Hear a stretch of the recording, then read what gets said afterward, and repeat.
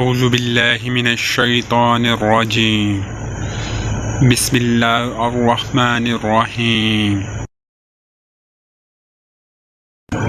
ان اللہ وملائکتہ یصلون علی النبی یا ایھا الذین آمنوا صلوا علیہ وسلموا تسلیما صلی اللہ علیہ وآلہ وسلم۔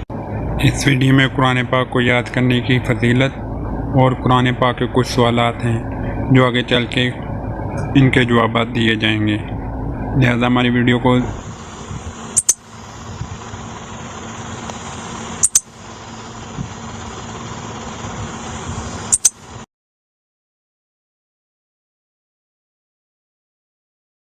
کاش مسلمان دوبارہ قرآن کریم سے اپنا رشتہ جڑیں تاکہ عظمت و رفعت بحال ہو سکے۔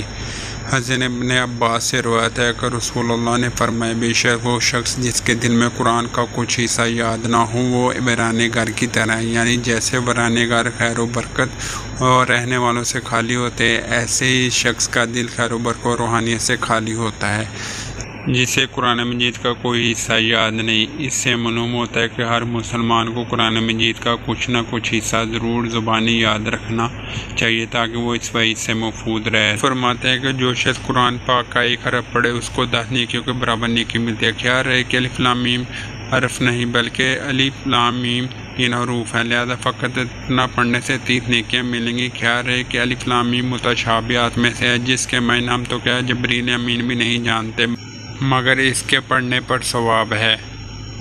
معلوم ہوا کہ تلاوت قرآن کا ثواب اس کے سمجھنے پر موقوف نہیں، بغیر سمجھے بھی ثواب ہے۔